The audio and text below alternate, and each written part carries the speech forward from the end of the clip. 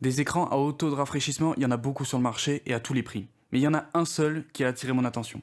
Bonsoir à tous, c'est Akani, j'espère que vous allez bien et aujourd'hui on se retrouve pour faire la review d'un écran très rapide. Allez, c'est parti.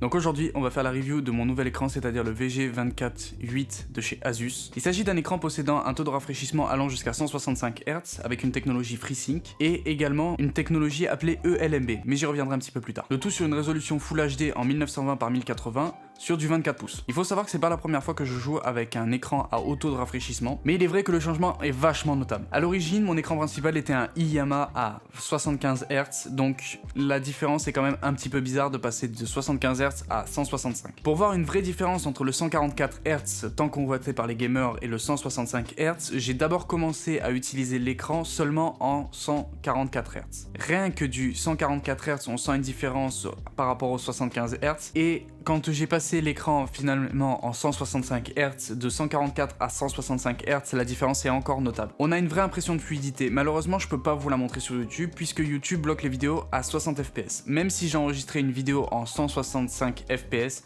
vous ne pourriez pas les voir. Mais je suis tombé sur la vidéo d'un américain qui montrait plusieurs taux de rafraîchissement par rapport à un seul écran. Donc je vous mets le lien de la vidéo dans la description. Au-delà de ça, l'écran est livré avec un pied réglable. Bon, j'en ai pas eu l'utilité, mais il est quand même vachement esthétique. L'écran est également compatible VESA, c'est-à-dire qu'il peut être également fixé sur un bras de déport. Donc pas mal de qualité somme toute, mais l'argument principal de mon achat de cet écran était la technologie eLMB pour Extreme Low Motion Blur, que je vous expliquais tout à l'heure. En gros, il s'agit d'une technologie qui va interpoler l'image de telle sorte à ce qu'une image va tout le temps avoir une image noire qui va passer tellement rapidement que l'œil humain ne le voit pas, et qui va rendre du coup l'image beaucoup plus fluide. Ce qui fait que ça va limiter le flou de mouvement, donc l'image va être tout le temps nette. Donc, une fois que j'ai fait tous mes tests, j'ai voulu activer le eLMB, je l'ai activé, et j'ai été déçu. Pour avoir accès à cette technologie, il faut passer l'écran en 120 Hz et retirer le FreeSync, c'est-à-dire retirer toutes les technologies intégrées à l'écran, juste pour avoir accès à une seule. À côté de ça, l'image est quand même vachement propre, je peux pas dire le contraire. Ça évite également le tearing et aussi ça permet d'avoir une image vraiment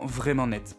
Mais je trouve ça dommage que ce soit uniquement accessible à 120 Hz. Donc pour moi, le prix de l'écran n'est pas franchement justifié juste pour avoir cette technologie. J'ai payé cet écran 260 € avec la livraison. J'ai hésité à prendre le BenQ XL 2411p, mais mon portefeuille a penché plus vers le Asus, juste pour le eLMB. J'avoue que je suis un petit peu déçu, mais en même temps, je suis content de mon achat dans le sens où je suis passé sur un écran à haute fréquence, et j'avoue que c'est le jour et la nuit. Donc ça n'en reste pas moins un excellent écran, malgré le prix que je trouve un petit peu cher par rapport aux technologies embarquées. Il embarque de très bonnes performances et aussi peut être multiplement réglable via le panneau intégré à l'écran. J'espère que la vidéo vous aura plu, n'hésitez pas à liker, commenter, partager, ça me ferait super plaisir. Quant à moi, je vous laisse, c'était Akani. Allez, ciao.